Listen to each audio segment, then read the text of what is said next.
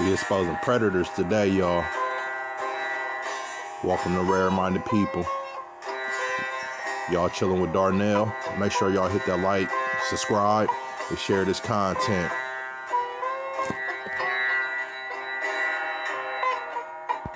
So let's go. Where do I go from here? Where do I go from here? I left the streets alone. We got Christopher on here. He's actually tell him what you do, Christopher. Tell him the platform that you do.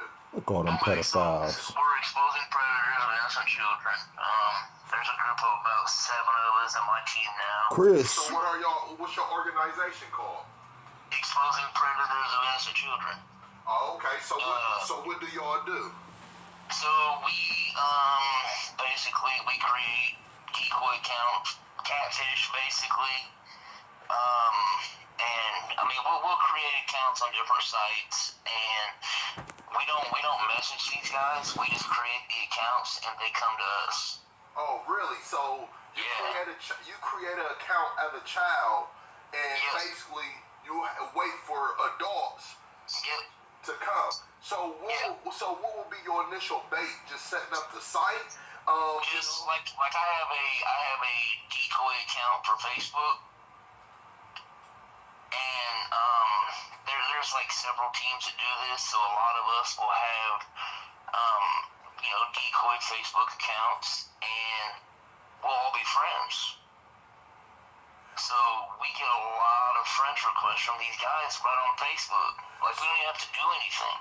So how do you get the accounts of? Do you buy it off the AI? No, we just create them ourselves. I'm saying, how do you get the pictures of the children? People want to help us, so they allow us to use their pictures. Our decoys are actually over the age of 18, but we portray them to be younger than that. Yeah, but you have to have an image. Right. And everybody don't fit that profile. Right. So we find these young ladies and young men that are at least 18, and but they look younger. Okay, I get it. So we're using their pictures from when they were a kid. So when you get off into information like this, what do things that you discover? Do you discover pictures of nudity? Do you? Oh yeah, okay, I was just telling you, I have a guy. I can't give you a whole lot of details into it because it's an ongoing investigation now. But I have a Facebook account, and he just starts talking. He just messages, say, hey, what's up? And next thing you know, I tell him I'm 14 years old. And he's okay with it. And then he wants to get sexual, and then he sent me what I believe is child porn. So immediately, I call the police, I make a report. Well, then I Googled his name, and he just got busted with 100 counts of distributing child porn. Oh, wow. He's like the plug of this stuff. He just got busted in January. Oh, wow. And he reached back out to you. So have you ever bumped into another decoy, like a cop that's trying to see if children trying to I know other decoys, and I'm friends with them on Facebook, so I know what they're doing, and their accounts bring guys to us, our accounts bring guys to them. So I mean, it's we're not on the same team, but we have the same mission. Do you show anything like a sexual explicit? Do you come back at them? We send nothing sexual. Like, I won't even send you a picture of me in a bathing suit. So these guys just randomly initiate a conversation and just start showing a junk. You know what I mean? Yeah. So what about women? Do you ever come in contact with women that's predators? Back about a year and a half, about 2 years ago, I busted a couple. And he ended up taking the rap. He just actually pled guilty, and he took the rap so they wouldn't do nothing to his wife. Oh wow! So do y'all personally work with law enforcement? Are y'all part of like law No, enforcement? we are not. We are not. We don't work with law enforcement, but we do turn everything over to law enforcement. Okay, because I know like government or mayor have groups, you know what I mean, like 10-point Yeah. coalitions and things of Yeah. that nature where they actually get put on payroll for actually trying to mediate, situations and things of that nature. And I just thought that would be a good proposal for y'all to go, you know what I'm saying? Because So it's a reason behind that, you know? yeah, some counties won't take cases from us. You know, I'm from Marion County, which is Indianapolis, Indiana, and I don't even call the police or turn it into them anymore because they won't do anything. Oh wow, so they rather just let it for it to happen. Yeah, because I mean, I had a gentleman show up. He drove over an hour. He showed up with a gun with methamphetamines, and he was a convicted felon, so he shouldn't even have the gun. And the police wouldn't even search his vehicle, even though he admitted to having it.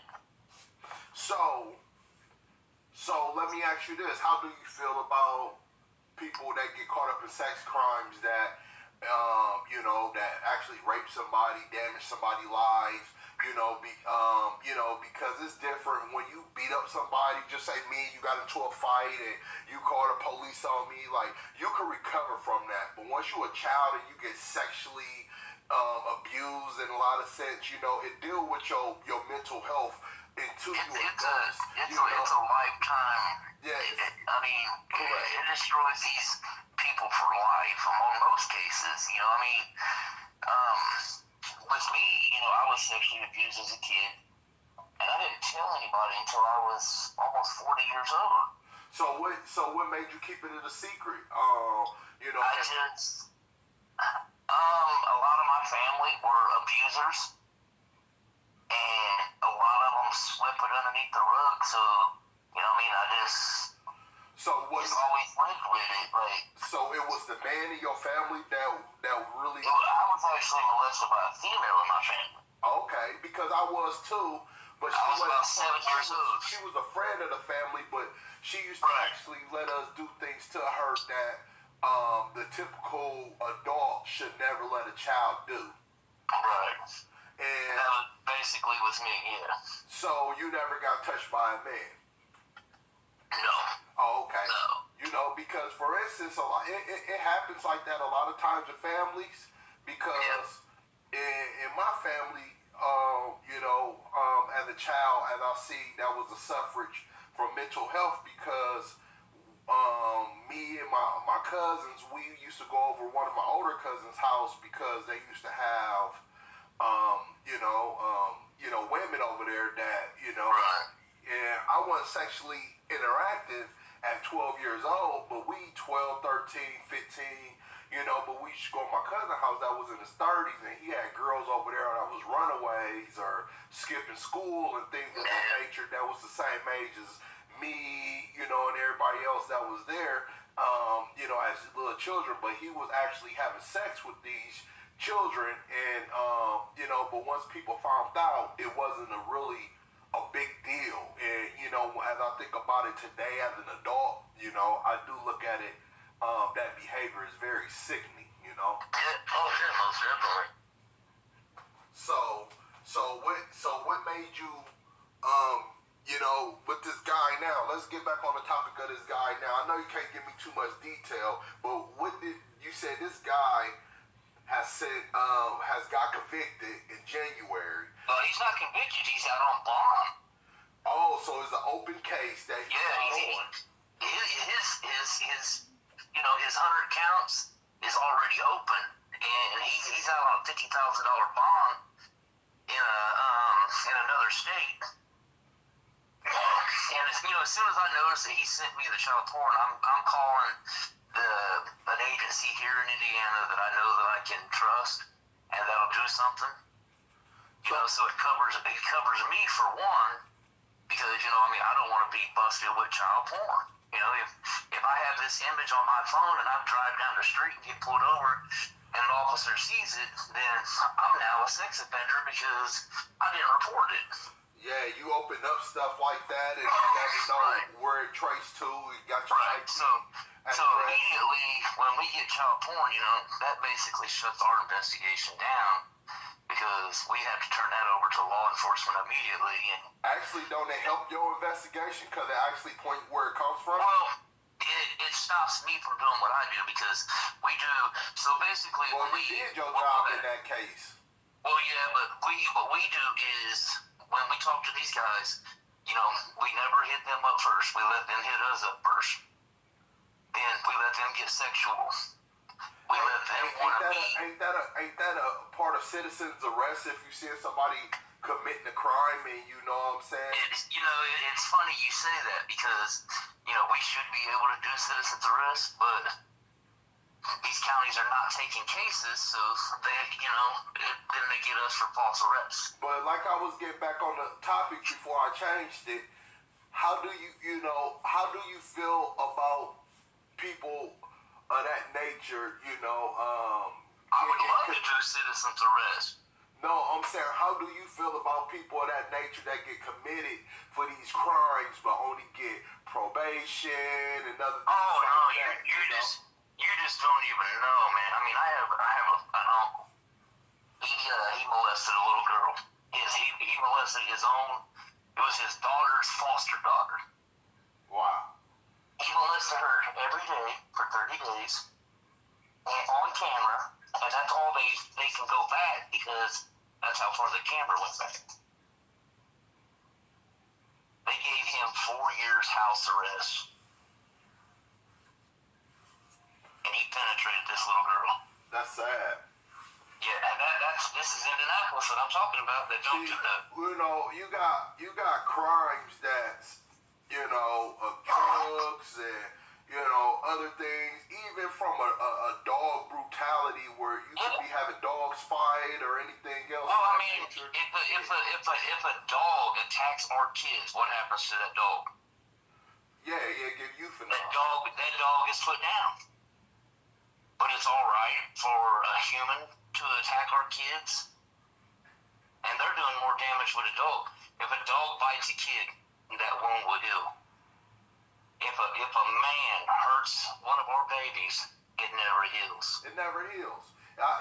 So do y'all keep in contact with these people after they be released to find out where they stay at and make sure they register if we get them arrested and they're convicted, then they have to register. But a lot of them don't register though, and a lot of them go get away with it for years. Because if I find out you're supposed to register and you haven't registered, I'm turning you in. Have you ever found somebody that wasn't registered? I found a guy that he had molested somebody else and was on the registry, but he was on the run because he failed to register. And we got him arrested and reconvicted on failure to register. Wow. I mean, it's a lot of guys. I mean, I can tell you stories. I mean, I've been doing this since 2019. It'll be 4 years in December that I've been doing this. So what's your worst situation that you ever encountered on a physical level where you actually maybe seen this predator, met up with this predator, they got aggressive with you, I had one. I had a gentleman come at me with a knife, and at the time I was carrying a gun. I pulled the gun on him. Then when his video aired, because we do everything Facebook Live or YouTube. We're not on YouTube anymore. YouTube took everybody down. YouTube doesn't like the fact that we're doing this. But we did it Facebook Live, and my video got seen in Florida. Because our videos go worldwide. And somebody had commented and said, "Oh, he's a child molester and a murderer." He, back in the 80s, him and his friends said that they didn't like black people and they didn't like gays. They found a gay black man, beat him in the back of his head with a pipe, and killed him. So the family didn't want to go through the penalty phase for the death penalty in Florida, so they agreed to let him plead guilty to murder 2 instead of murder 1. So he ended up getting out. He did 25 or 30 years in prison. Now he's out trying to molest little kids. So he's stuck in the lifestyle that he really he never really got a chance to embrace. He's stuck in the mind. These guys don't care, man. I mean, I busted guys. Do you 2 ever, or 3 times. Instead of looking at their criminal behavior, have you ever looked at the psychology of their minds? You know what I'm saying? To try to understand why these people do these things that they. That's $1 million question.